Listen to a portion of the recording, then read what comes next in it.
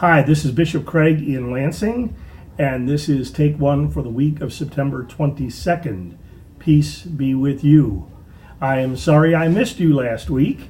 On the 14th and the 15th, we were in Muskegon. Synod Council was North Muskegon at First Lutheran Church. We had a good meeting and enjoyed the hospitality of the people of Muskegon, of First in Muskegon, and Pastor Bill Utrick.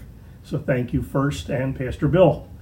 On the 15th, I got up early in the morning and flew to Oklahoma, outside of Tulsa, where I delivered 4 lectures on preaching. I turned 60 in Tulsa on Wednesday. Sounds like a country song. I turned 60 in Oklahoma, and we had a very nice celebration with cake and champagne and singing and even gifts. So I do want to thank Bishop Mike and DEM Liz and the pastors and deacons of the Arkansas-Oklahoma Synod for their welcome and for their kindness and for their hospitality and for a birthday celebration. So now we are back, and lots happened while I was gone. Prince of Peace Rose City called the Reverend Nan Danke to serve as pastor. So God, through the church, has brought together Pastor Nan and Prince of Peace. I believe the installation will be on All Saints Sunday, November 3rd. Bethany Lutheran Church in Northport called the Reverend Dr. Chris Ann Tim. And so God, through the church, has brought together Bethany Northport and Pastor Tim. Pastor Tim's installation will be on Reformation Sunday, October 27. Pastor Ruth Overdeer will begin a contractual relationship with Trinity Lutheran Church in Manton in mid-October. And the Northwest Lower Michigan Synod has called the Reverend Roseanne Anderson to serve as assistant to the bishop. So we give thanks for the Spirit at work in these call processes to free the gospel for the sake of the world. I will be on the road a good bit again this week. I am scheduled to end the week Sunday in Chicago for the fall meeting of the Conference of Bishops. So that's where I'm supposed to be. Pastor David, who is out this week doing a burial service for a brother-in-law at Arlington National Cemetery.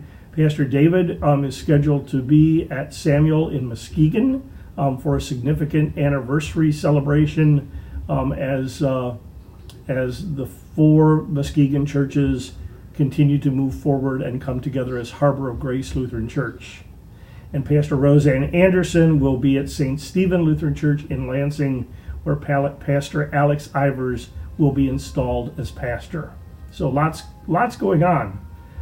The readings for the week are a good chance to talk about money, and not give money for the church, but basically our relationship to money, which if we figure out our relationship to money, I think we will do a better job of giving money to the church. Looking at the gospel lesson, the hymn that is playing in my head is the Canticle of the Turning. So I invite you to go look at the lyrics or have someone sing the song, and that'll kind of get you at this this reading from Luke, where we have the man in purple feasting, and Lazarus covered with sores, dogs licking him, laying at the gate. And there is a chasm kind of in their relationship. And then both men die and come to the life to come, and there is a chasm in the kingdom of God, if you will, with Lazarus sitting with Abraham in the best seats, and the rich man in purple in unquenchable fire. And what he asks is, first, could Lazarus come and bring him water? So he still sees Lazarus as a servant.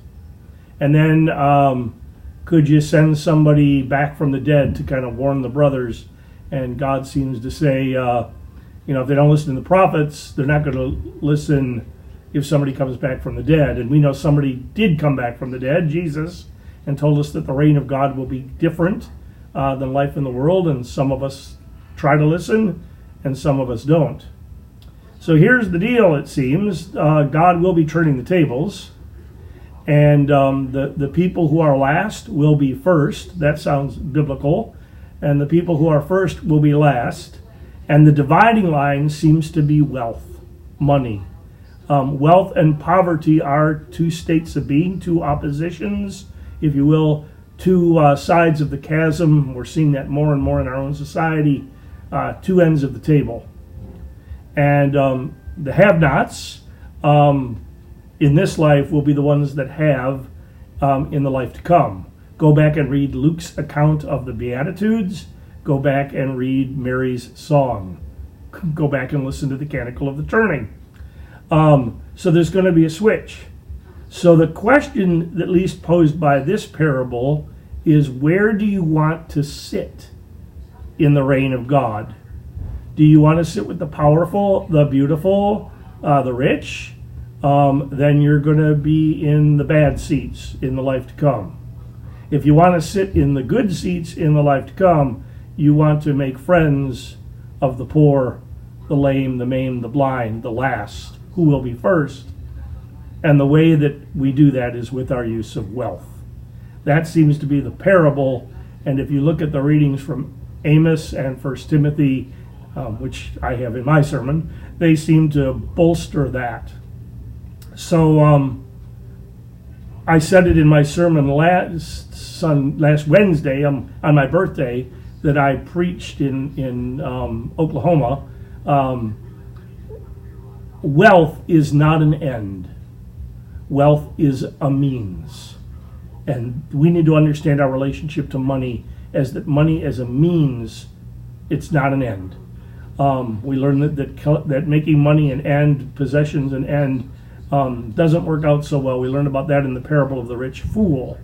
And we learned last week that you can use wealth to make friends for yourself so that they welcome you into the eternal home.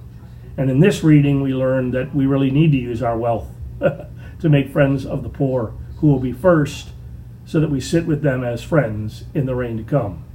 The good news in all of this, I think, is that we all get a place in the reign of God, that God cares enough to send Jesus from the dead to alert us that the coming reign is different.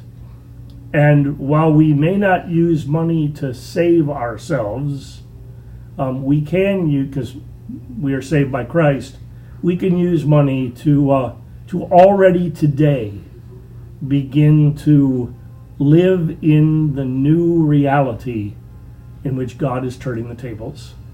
That's just take one for the week of September 22nd. Peace be with you.